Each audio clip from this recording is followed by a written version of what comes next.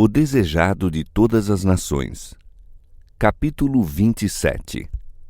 Podes tornar-me limpo.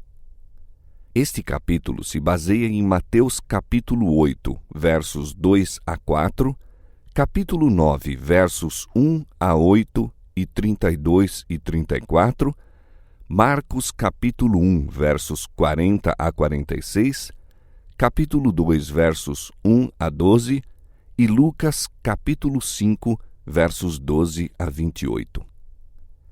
De todas as doenças conhecidas no Oriente, era a lepra a mais temida.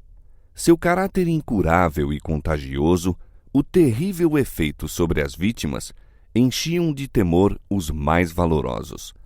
Entre os judeus, era considerada um juízo sobre o pecado, sendo por isso chamada o açoite, o dedo de Deus. Profundamente arraigada, inextirpável, mortal, era tida como símbolo do pecado. A lei ritual declarava imundo o leproso. Como pessoa já morta, era excluído das habitações dos homens. Tudo que tocava ficava imundo. O ar era poluído por seu hálito. Uma pessoa suspeita dessa moléstia devia se apresentar aos sacerdotes, que tinham de examinar e decidir o caso.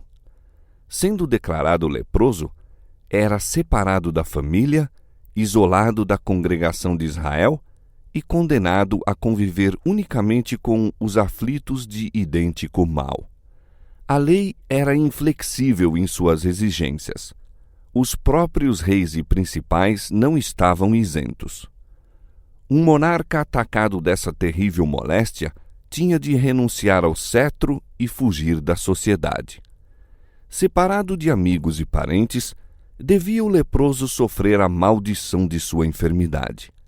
Era obrigado a publicar a própria desgraça, a rasgar os vestidos, a fazer soar o alarme, advertindo todos para fugirem de sua contaminadora presença. O grito "Impuro! Impuro!", soltado em lamentosos tons pelo pobre exilado, era um sinal ouvido com temor e aversão. Na região do ministério de Cristo, havia muitos desses sofredores e as novas de sua obra chegaram até eles, suscitando um lampejo de esperança. Mas desde os dias do profeta Eliseu, nunca se ouvira falar de coisa tal como a cura de uma pessoa atacada dessa moléstia. Não ousavam esperar que Jesus fizesse em seu benefício aquilo que nunca realizara por homem algum.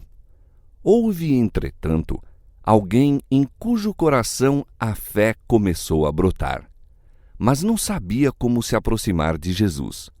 Excluído como estava do contato dos semelhantes, como se haveria de apresentar ao médico? E cogitou se Cristo o curaria a ele. Deter-se-ia para atender a uma pessoa que se julgava estar sofrendo sob o juízo de Deus? Não haveria de, à semelhança dos fariseus e mesmo dos médicos, proferir sobre ele uma maldição, advertindo-o a que fugisse da morada dos homens? Pensava em tudo quanto lhe fora dito de Jesus. Nenhum dos que lhe buscavam o auxílio fora repelido. O infeliz decidiu procurar o Salvador. Embora excluído das cidades, podia ser que acontecesse atravessar-lhe o caminho em algum atalho das montanhas ou encontrá-lo enquanto ensinava fora das cidades. Grandes eram as dificuldades, mas constituía essa sua única esperança. O leproso é guiado ao Salvador. Jesus está ensinando à margem do lago e o povo reunido ao seu redor. Ficando à distância, apanha algumas palavras dos lábios de Jesus. Observa-o a colocar as mãos sobre os enfermos. Vê o coxo, o cego, o paralítico e os que estavam a perecer de várias moléstias erguerem-se com saúde, louvando a Deus por seu livramento. A fé se lhe avigora no coração. Aproxima-se mais e mais ainda da multidão reunida. As restrições que lhe são impostas, a segurança do povo e o temor com que todos o olhavam, tudo foi esquecido. Pensa tão somente na bendita esperança da cura. Esse doente oferece um repugnante espetáculo. A moléstia fizera terríveis incursões e é horrível ver-se-lhe o corpo em decomposição. Ao avistá-lo, o povo recua apavorado. Comprimem-se uns contra os outros a fim de escapar-lhe ao contato. Alguns tentam impedi-lo de se aproximar de Jesus, mas em vão. Ele não os vê nem os ouve. Suas expressões de repugnância não o atingem. Vê unicamente o Filho de Deus. Não escuta senão a voz que comunica a vida ao moribundo. Avançando para Jesus, atira-se-lhe aos pés com o grito: Senhor, se quiseres, podes tornar-me limpo. Jesus replicou: Quero, sê limpo. E pôs-lhe a mão em cima. Operou-se imediatamente uma transformação no leproso. Sua carne tornou-se sã, os nervos sensíveis, firmes os músculos. A aspereza e escamosidade peculiares à lepra desapareceram, sendo substituídas por suave colorido, como o da pele de uma saudável criança. Jesus recomendou ao homem que não divulgasse a obra que realizara, mas fosse imediatamente apresentar-se com uma oferta no templo. Essa oferta não podia ser aceita enquanto os sacerdotes não examinassem o homem, declarando-o inteiramente livre da moléstia. Embora de má vontade para realizar esse serviço, não se podiam eximir ao exame e decisão do caso.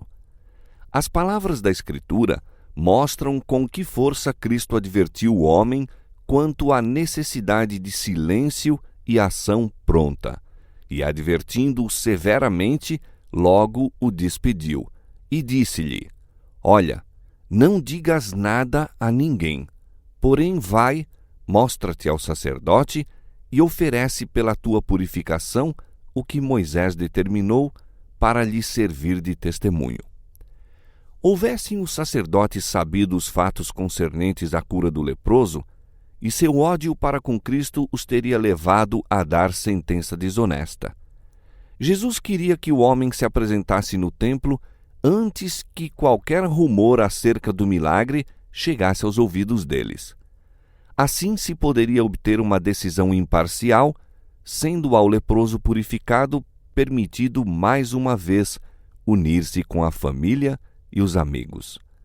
Tinha Cristo ainda outros intuitos ao recomendar silêncio ao homem. O Salvador sabia que seus inimigos estavam sempre buscando limitar-lhe a obra e desviar dele o povo. Sabia que, se a cura do leproso fosse propalada, outras vítimas dessa terrível doença haviam de aglomerar-se em volta dele e então ergueriam o brado de que o povo se contaminaria pelo contato com elas.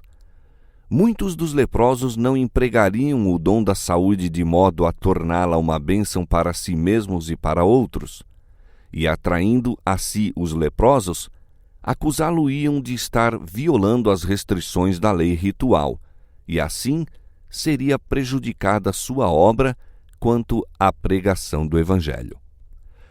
O acontecimento justificava a advertência de Cristo. Uma multidão de gente presenciara a cura do leproso e estavam ansiosos de ouvir a decisão dos sacerdotes. Quando o homem voltou para os amigos, grande foi o excitamento. Não obstante a precaução de Jesus, o homem não fez esforço nenhum para ocultar a cura. Na verdade, impossível teria sido escondê-la, mas o leproso divulgou-a. Imaginando que era somente a modéstia de Jesus que ditara essa restrição, saiu proclamando o poder desse grande restaurador. Não compreendia que toda manifestação dessa espécie tornava os sacerdotes e anciãos mais decididos a eliminar a Jesus. O homem restaurado sentia ser deveras preciosa a graça da saúde. Regozijou-se no vigor da varonilidade e no ser restituído à família e à sociedade, e julgava ser impossível abster-se de dar glória ao médico que o pusera são. Esse seu ato, porém, de divulgar o caso, deu em resultado prejuízo para a obra do Salvador. Fez com que o povo se aglomerasse em torno dele em tal multidão que foi forçado a interromper por algum tempo seus labores. Todo o ato do ministério de Cristo era de vasto alcance em seus desígnios. Envolvia mais do que o ato em si mesmo parecia encerrar. Foi o que se deu no caso do leproso. Ao passo que Jesus ministrava a todos quantos iam ter com ele, anelava beneficiar os que não iam. Ao mesmo tempo que atraía os gentios e os samaritanos, almejava chegar aos sacerdotes e aos mestres excluídos pelos preconceitos e tradições. Não deixou de tentar meio algum pelo qual pudessem ser alcançados. Ao enviar o leproso aos sacerdotes, proporcionou-lhes o testemunho calculado a desarmar-lhes os preconceitos. Haviam os fariseus declarado que os ensinos de Cristo eram contrários à lei dada por Deus mediante Moisés, mas suas instruções ao leproso purificado de apresentar uma oferta segundo a lei refutavam essa acusação. Era suficiente testemunho para todos quantos estivessem dispostos a convencer-se. Os dirigentes em Jerusalém tinham enviado espias a fim de procurar qualquer pretexto para matar a Cristo. Ele respondeu apresentando-lhes uma prova de seu amor pela humanidade, seu respeito pela lei e o poder que tinha de libertar do pecado e da morte. Assim lhes deu testemunho: deram-me mal pelo bem e ódio pelo meu amor. Aquele que deu no monte o preceito, amai os vossos inimigos, exemplificou ele próprio o princípio não tornando mal por mal ou injúria por injúria, antes, pelo contrário, bendizendo. Os mesmos sacerdotes que haviam condenado o leproso ao banimento atestaram-lhe a cura. Essa sentença, proferida e registrada publicamente, constituía firme testemunho em favor de Cristo. E ao ser o homem reintegrado sadio na congregação de Israel, sob a afirmação dos próprios sacerdotes de que não havia nele vestígio da moléstia, tornou-se vivo testemunho de seu benfeitor. Apresentou alegremente a oferta e engrandeceu o nome de Jesus. Os sacerdotes estavam convencidos do divino poder do Salvador. Foi-lhes dada a oportunidade de conhecer a verdade e serem beneficiados pela luz. Rejeitada, ela passaria para nunca mais voltar. Muitos rejeitaram a luz. Ela não foi, todavia, dada em vão. Foram tocados muitos corações que, por algum tempo, não deram disso sinal. Durante a vida do Salvador, sua missão parecia despertar pouca correspondência de amor da parte dos sacerdotes e mestres. Depois de sua ascensão, porém, grande parte dos sacerdotes obedecia à fé. A obra de Cristo em purificar o leproso de sua terrível doença é uma ilustração de sua obra em libertar a alma do pecado. O homem que foi ter com Jesus estava cheio de lepra. O mortal veneno da moléstia penetrara-lhe todo o corpo. Os discípulos procuraram impedir o mestre de o tocar, pois aquele que tocava num leproso tornava-se, por sua vez, imundo. Pondo a mão sobre o doente, porém, Jesus não sofreu nenhuma contaminação. Seu contato comunicou poder vitalizante. Foi purificada a lepra. O mesmo se dá quanto à lepra do pecado, profundamente arraigada, mortal e impossível de ser purificada por poder humano. Toda a cabeça está enferma e todo o coração fraco. desde a planta do pé até a cabeça, não há nele coisa sã, senão feridas e inchaços e chagas podres. Mas Jesus, vindo habitar na humanidade, não recebe nenhuma contaminação. Sua presença tem virtude que cura o pecador. Quem quer que lhe caia de joelhos aos pés, dizendo com fé: Senhor, se quiseres, podes tornar-me limpo, ouvirá a resposta: quero ser limpo. Em alguns casos de cura, Jesus não concedeu imediatamente a bênção buscada. No caso da lepra, todavia, tão depressa foi feito o apelo, seguiu-se a promessa. Quando pedimos bênçãos terrestres, a resposta à nossa oração talvez seja retardada ou Deus nos dê outra coisa que não aquilo que pedimos. Não assim, porém, quando pedimos livramento do pecado. É sua vontade limpar-nos dele, tornar-nos seus filhos e habilitar-nos a viver uma vida santa. Cristo se deu a si mesmo por nossos pecados para nos livrar do presente século mau, segundo a vontade de Deus, nosso Pai. E esta é a confiança que temos nele, que se pedirmos alguma coisa segundo a sua vontade, ele nos ouve. E se sabemos que nos ouve em tudo o que pedimos, sabemos que alcançamos as petições que lhe fizemos. Se confessarmos os nossos pecados, ele é fiel e justo para nos perdoar os pecados e nos purificar de toda a injustiça. Na cura do paralítico de Cafarnaum, Cristo tornou a ensinar a mesma verdade. Foi para manifestar seu poder de perdoar pecados que o milagre se realizou. E a cura do paralítico também ilustra outras preciosas verdades. É plena de esperança e animação e, do ponto de vista de sua relação para com os astutos fariseus, encerra igualmente uma advertência. Como o leproso, esse paralítico perdera toda a esperança de restabelecimento. Sua doença era resultado de uma vida pecaminosa e seus sofrimentos amargurados pelo remorso. Por muito tempo apelara para os fariseus e os doutores, esperando o alívio do sofrimento mental e físico. Mas eles friamente o declaravam incurável, abandonando-o à ira de Deus. Os fariseus consideravam a doença como testemunho do desagrado divino e mantinham-se à distância do enfermo e do necessitado. Todavia, muitas vezes esses próprios que se exaltavam como santos eram mais culpados que as vítimas que condenavam. O paralítico achava-se de todo impotente e, não vendo nenhuma perspectiva de auxílio de qualquer lado, caíra no desespero.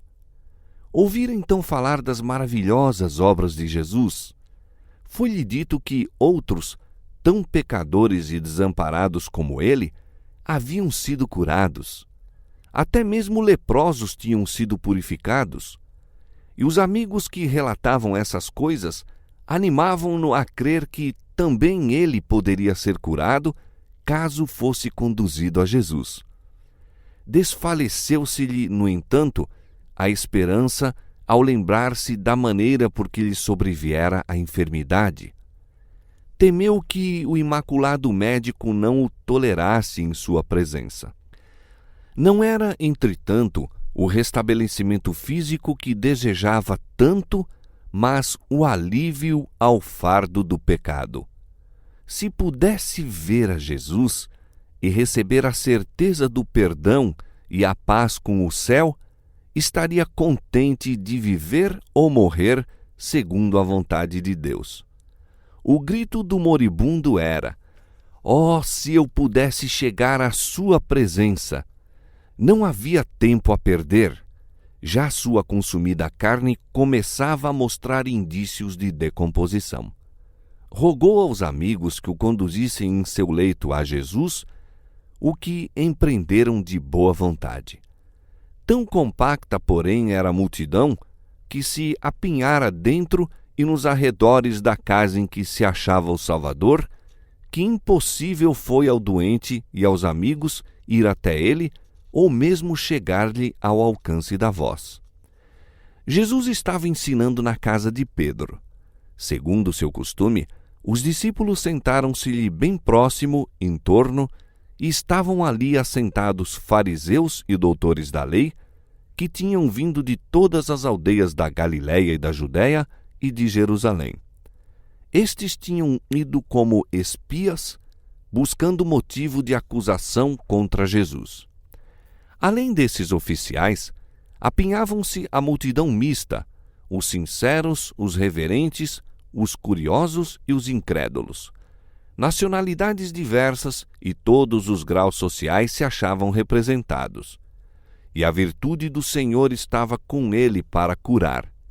O espírito de vida pairava por sobre a assembleia, mas fariseus e doutores não lhe discerniam a presença. Não experimentavam nenhum sentimento de necessidade e a cura não era para eles. Encheu de bens os famintos e despediu vazios os ricos. Repetidamente procuraram os condutores do paralítico abrir caminho por entre a multidão, mas debalde. O enfermo olhava em derredor de si com indizível angústia. Quando o tão ansiado socorro tão perto estava, como poderia renunciar à esperança? Por sugestão sua, os amigos o levaram ao telhado e, abrindo um buraco no teto, baixaram-no aos pés de Jesus. O discurso foi interrompido. O Salvador contemplou o doloroso semblante e viu os suplicantes olhos fixos nele. Compreendeu. Tinha atraído a si aquele perplexo e duvidoso espírito. Enquanto o paralítico ainda se achava em casa, o Salvador infundira-lhe convicção na consciência. Quando se arrependera de seus pecados e crera no poder de Jesus para o curar, as vitalizantes misericórdias do Salvador haviam começado a beneficiar-lhe o anelante coração. Jesus observara o primeiro lampejo de fé transformar-se em crença de que ele era o único auxílio do pecador e vira-o tornar-se mais e mais forte a cada novo esforço para chegar à sua presença. Agora, em palavras que soaram qual música aos ouvidos do enfermo, o Salvador disse: Filho, tem bom ânimo. Perdoados te são os teus pecados. O fardo de desespero cai da alma do doente. Repousa-lhe no espírito a paz do perdão, brilhando-lhe no semblante. O sofrimento físico desaparece e todo o seu ser é transformado. O impotente paralítico estava curado, perdoado o culpado pecador. A fé singela aceitou as palavras de Jesus como o favor de uma nova vida. Não insiste em nenhum outro pedido, mas queda em jubiloso silêncio, demasiado feliz para se exprimir em palavras. A luz do céu irradiava-lhe da fisionomia e o povo contemplava a cena com assombro. Os rabis haviam esperado ansiosamente a ver que faria Jesus com esse caso. Lembravam-se de como o homem apelara para eles em busca de auxílio e lhe tinham recusado esperança ou simpatia. Não satisfeitos com isso, haviam declarado que ele estava sofrendo a maldição de Deus por causa de seus pecados. Tudo isso lhes acudiu novamente à lembrança ao verem o enfermo diante de si. Observaram o interesse com que todos contemplavam a cena e experimentaram terrível temor de perder a influência sobre o povo. Esses dignitários não trocaram palavras, mas olhando-se leram no rosto uns dos outros o mesmo pensamento de que alguma coisa se devia fazer para deter a onda dos sentimentos. Jesus declarara que os pecados do paralítico estavam perdoados. Os fariseus tomaram essas palavras como blasfêmia e conceberam a ideia de apresentá-las como pecado digno de morte. Disseram em seu coração: ele blasfema. Quem pode perdoar pecados senão só Deus? Fixando sobre eles o olhar, sob o qual se acovardaram e recuaram, disse Jesus: por que pensais mal em vossos corações? Pois qual é mais fácil dizer: perdoados-te são os pecados, ou dizer: levanta-te e anda? Ora, para que saibais que o Filho do Homem tem na terra autoridade para perdoar pecados, disse então ao paralítico: levanta-te, toma a tua cama e vai para a tua casa. Então aquele que fora levado a Cristo num leito, pôs-se de pé num salto com a elasticidade e o vigor da juventude. A vitalizante seiva estua-lhe nas veias. Cada órgão de seu corpo rompe em súbita atividade. As cores da saúde sucedem ao pálor da morte próxima. E levantou-se e, tomando logo o leito, saiu em presença de todos, de sorte que todos se admiraram e glorificaram a Deus, dizendo: nunca tal vimos.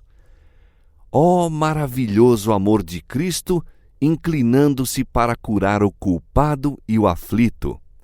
A divindade compadecendo-se dos males da sofredora humanidade e suavizando-os. Ó maravilhoso poder assim manifestado aos olhos dos filhos dos homens! Quem pode duvidar da mensagem de salvação? Quem pode menosprezar as misericórdias de tão compassivo Redentor? Nada menos que poder criador era necessário para restituir a saúde àquele decadente corpo. A mesma voz que comunicou vida ao homem criado do pó da terra, transmitiu-a ao moribundo paralítico. E o mesmo poder que dera vida ao corpo, renovara-lhe o coração. Aquele que na criação falou e tudo se fez, mandou e logo tudo apareceu, comunicar a vida à alma morta em ofensas e pecados. A cura do corpo era um testemunho do poder que renovara o coração. Cristo pediu ao paralítico que se erguesse e andasse, para que saibais, disse ele, que o Filho do Homem tem na terra poder para perdoar pecados. O paralítico encontrou em Cristo cura tanto para o corpo como para a alma. A cura espiritual foi seguida da restauração física. Essa lição não devia ser desatendida. Existem hoje milhares de vítimas de sofrimentos físicos, os quais, como o paralítico, estão anelando a mensagem: perdoados estão os teus pecados. O fardo do pecado, com seu desassossego e insatisfeitos desejos, é o fundamento de suas doenças. Não podem encontrar alívio enquanto não forem ter com o médico da alma. A paz que unicamente ele pode dar, comunicaria vigor à mente e saúde ao corpo. Jesus veio para desfazer as obras do diabo. Nele estava a vida, e ele diz: eu vim para que tenham vida e a tenham com abundância. Jesus é espírito vivificante e possui ainda o mesmo poder vitalizante que tinha quando na terra curava o doente e assegurava o perdão ao pecador. Perdoa todas as tuas iniquidades, sara todas as tuas enfermidades. O efeito produzido sobre o povo pela cura do paralítico foi como se o céu se houvesse aberto, revelando as glórias do mundo melhor. Ao passar o homem curado por entre a multidão, bendizendo a Deus a cada passo e levando sua carga como se fosse uma pena, o povo recuava para lhe dar passagem e, presa de assombro, fitavam-no falando entre si brandamente em segredo: hoje vimos prodígios. Os fariseus estavam mudos de espanto e esmagados pela derrota.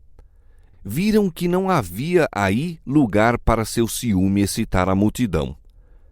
A maravilhosa obra operada no homem que haviam entregue à ira de Deus impressionara por tal forma o povo que no momento os rabis foram esquecidos. Viram que Cristo possuía um poder que tinham atribuído unicamente a Deus. Todavia, a suave dignidade de sua atitude apresentava assinalado contraste com o porte altivo deles. Ficaram desconcertados e confundidos, reconhecendo, mas não confessando, a presença de um ser superior. Quanto mais forte era a evidência de que Jesus tinha poder na terra para perdoar pecados, tanto mais firmemente se entrincheiravam na incredulidade. Da casa de Pedro, onde tinham assistido ao restabelecimento do paralítico por sua palavra, saíram para maquinar novos planos a fim de reduzir ao silêncio o Filho de Deus. A enfermidade física, se bem que maligna e fundamente arraigada, debelou-a o poder de Cristo. A da alma, porém, firmou o império sobre os que fecharam os olhos à luz. A lepra e a paralisia não eram tão terríveis como a hipocrisia e a incredulidade.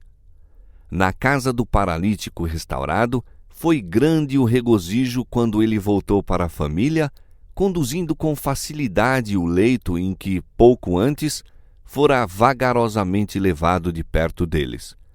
Reuniram-se-lhe em torno com lágrimas de alegria, mal ousando crer no que seus olhos viam. Ali estava ele em sua presença, no pleno vigor da varonilidade.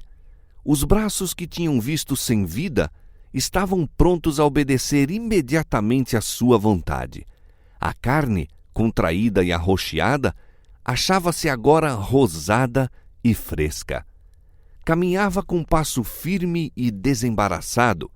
A alegria e a esperança achavam-se-lhe impressas em cada linha do rosto, e uma expressão de pureza e paz havia substituído os vestígios do pecado e do sofrimento. Daquele lar ascenderam jubilosas ações de graças, e Deus foi glorificado por meio do Filho, que restituíra a esperança ao abatido e força ao aflito. Esse homem e sua família estavam dispostos a dar a vida por Jesus. Nenhuma dúvida lhes enfraquecia a fé, nenhuma incredulidade lhes maculava a lealdade para com aquele que lhes levara luz ao ensombrado lar.